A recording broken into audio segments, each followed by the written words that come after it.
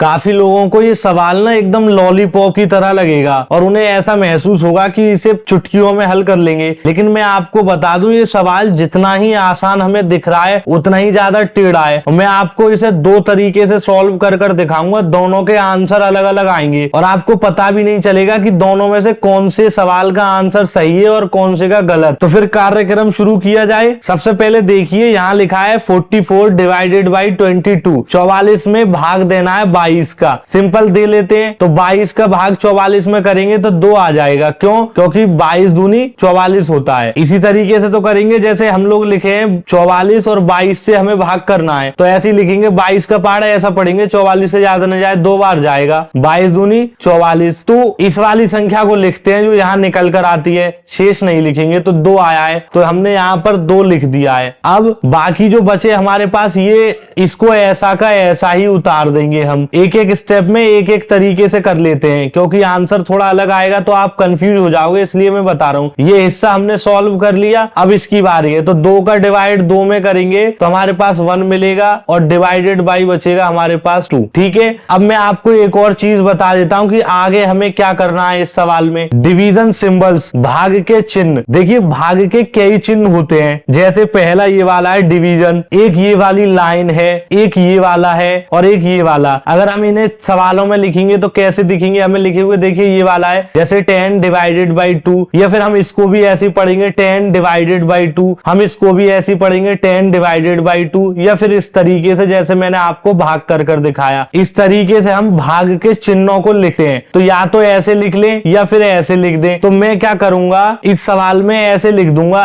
1/2। अब अगर मैं इसको सॉल्व करूंगा तो मेरे पास आ जाएगा 0.5। तो जब मैंने सॉल्व किया तो मेरे पास इसका आंसर निकल कर आया है 1/2 या फिर 0.5, और मैं इसको सॉल्यूशन नंबर 1 मान लेता हूं। अब हम इस वाले सवाल को करेंगे दूसरे तरीके से। इसमें क्या कर रहे हैं कि अभी हम ना लेफ्ट से गए थे, ये लेफ्ट है, तो अगली बार क्या कर रहे हैं कि राइट से आते हैं। तो ये 44 डिवाइडेड बाई 22 ऐसा ही रहेगा और ये डिवाइड ऐसा ही रहेगा। अब हम सबसे पहले इन दोनों को सॉल्व करेंगे क्योंकि बोर्डो मास में डिवीजन को सॉल्व करते हैं। 2 डिवाइडेड बाई 2 हमारे पास मिल जाएगा 1। अगले स्टेप में हम क्या करेंगे 44 डिवाइडेड बाई तो ऐसा ही रहेगा, उसके बाद में 1 का डिवाइड हम इसमें करेंगे 22 में, तो हमें 22 ही मिल जाएगा। अब लास्ट स्टेप बचा है 22 का डिवाइड 44 में करेंगे, क्योंकि मैंने आपको बताया था कि 44 में डिवाइड करने पर आंसर आ जाएगा हमारे पास 2। तो हम यहाँ पर 2 लिख देंगे और मैं इसे एक बॉक्स के अंदर बंद कर देता हूं क्योंकि ये हमारा सॉल्यूशन नंबर 2 है। पहचान के लिए हम इस पे एरो बना देते हैं और लिख देते हैं राइट, क्योंकि ये हमने राइट हैंड साइड से किया है और ये लेफ्ट हैंड से। अब सवाल ये है कि इन दोनों में आंसर कौन सा सही है, क्योंकि दोनों ही अपनी अपनी जगह पर एकदम सही तरीके से किए गए हैं। चलिए मैं आपको इस सवाल को एक और तरीके से कर कर दिखा देता हूं। इस सवाल को तीसरे तरीके से समझने से पहले आपको कुछ बेसिक जानकारी होना बहुत जरूरी है, क्योंकि वो हमारे बहुत काम आएगी। तभी आप समझ पाओगे और आप बिल्कुल अच्छे से क्लियर कर पाओगे कि कौन सा आंसर सही है। आपको ये तो पता ही है कि इस भाग के चिन्ह को हम ऐसे भी लिख सकते हैं, ऐसे भी लिख सकते हैं या फिर ऐसे भी लिख सकते हैं। तो अब मैं एक और संख्या लिखता हूं 2 डिवाइडेड बाई 5। ठीक है, तो हम इसको ऐसे भी लिख सकते हैं 2/5। क्यों? क्योंकि डिवाइड की जगह पर मैंने ये वाला चिन्ह का यूज कर लिया है। अच्छा मैं इसको एक और तरीके से लिख दूं तो जैसे 2 मल्टीप्लाई 1/5। तो क्या इस सवाल में कोई चेंज हुआ? बिल्कुल नहीं हुआ। इस बटे को थोड़ा सा आगे पहुंचा दिया और गुणा का निशान लगा दिया है, तो देखो ये वैल्यू फिर से वही बन जाएगी। ठीक है,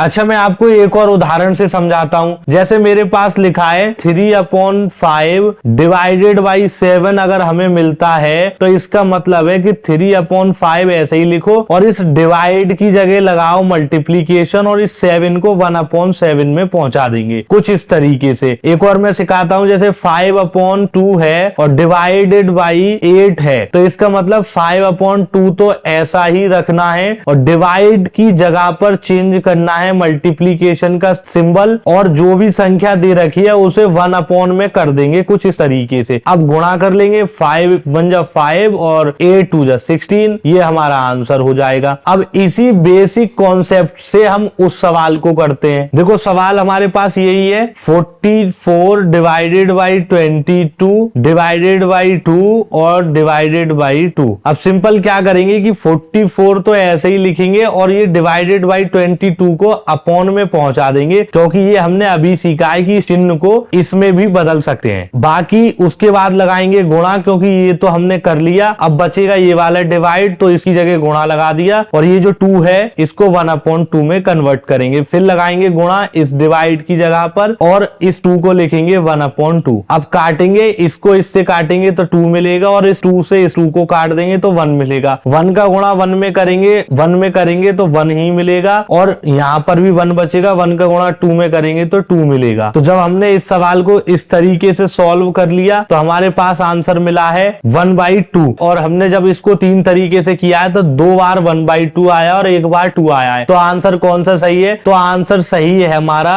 1/2 यानी कि 0.5 और ये वाला 1 और तीसरा बिल्कुल सही है। ये वाला आंसर हमारा बिल्कुल गलत है। अब आपकी समझ में ये कॉन्सेप्ट आया है या नहीं, उसके लिए मैं आपको एक सवाल देता हूं और उसका आंसर आपको मुझे बताना है। 2 divided by 2 divided by 2 divided by 2 divided by 2 divided by 2। और जो भी इस सवाल को सॉल्व करे उसका आंसर हमें कमेंट बॉक्स में जरूर बताएं। और आगे ऐसी ही वीडियोस और आने वाली हैं तो उन्हें देखना ना भूलें। धन्यवाद।